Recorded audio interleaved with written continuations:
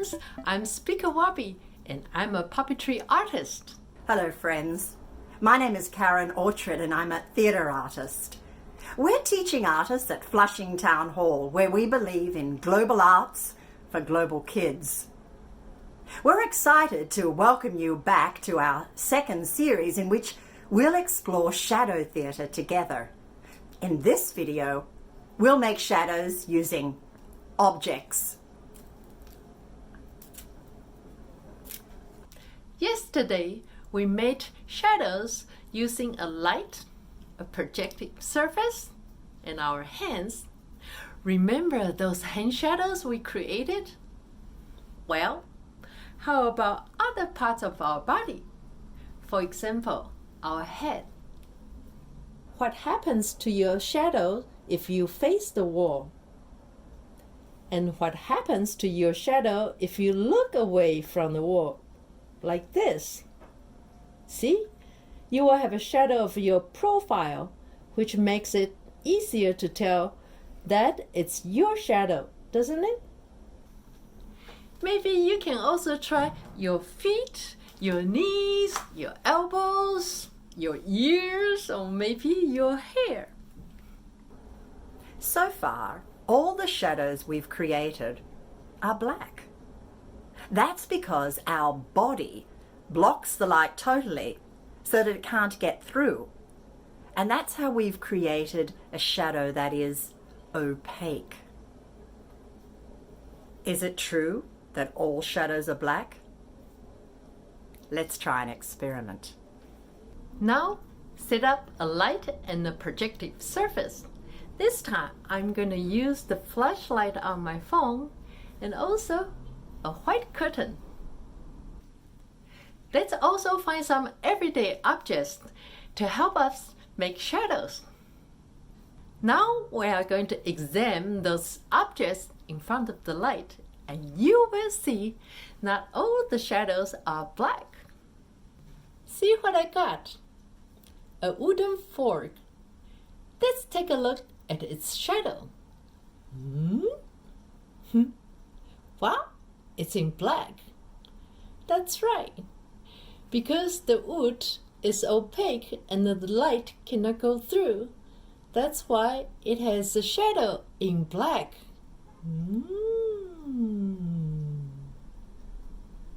This is the cover of a Tupperware. Let's take a look. Wow, it's not black. See? Well, this is made of plastic and the light can go through partially, so it creates a translucent shadow. And we can see the color. How cool is that? I have something more three-dimensional. This is a vest and it's made of glass. Let's take a look. Wow, look at that beautiful green. You can see its translucent shadow in green. Pretty cool, huh? How about you? Can you find some objects that can let light go through? I have a pair of eyeglasses here. Let's take a look. Interesting. I can see the frame shadows in black, but the glass itself, because it's transparent, so the light can go through totally, so you don't see any shadow. However, let's try moving around a little bit. Did you see that? Yes, there are some reflection from the glass. What a cool effect, isn't it? What other objects you can find at home that might create interesting reflection shadow? Maybe water glass or bubble wrap. Remember how we changed the distance between the light and our hands? Which changed the size of the shadow. And this time, when you examine your objects, try to bring the objects closer to the light and see what happened. Look at the shadow of the object and think about, if this is not the object, what could it be?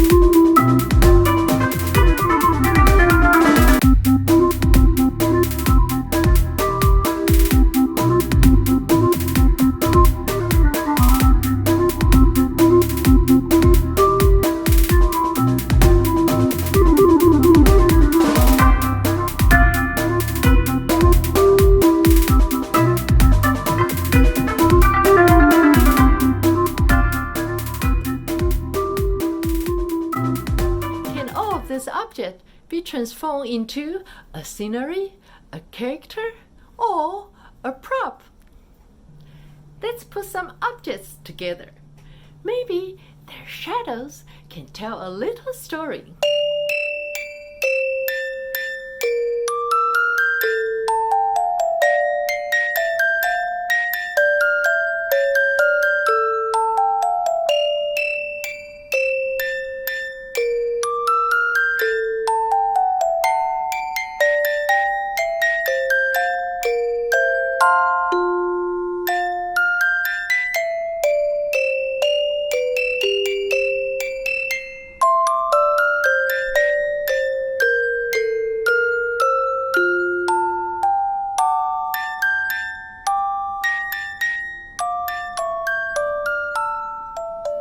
Now it's your turn. Find some objects at home, put them in front of a light, and see if you can create a shadow scene. And start thinking of a story you can tell with your newly created shadows. Thank you so much for joining us today. Please keep exploring different ways of making shadow and share them with your friends and family. Check out our activity sheet for more fun with shadows. See you again tomorrow when we'll experiment with making shape puppets. 再见!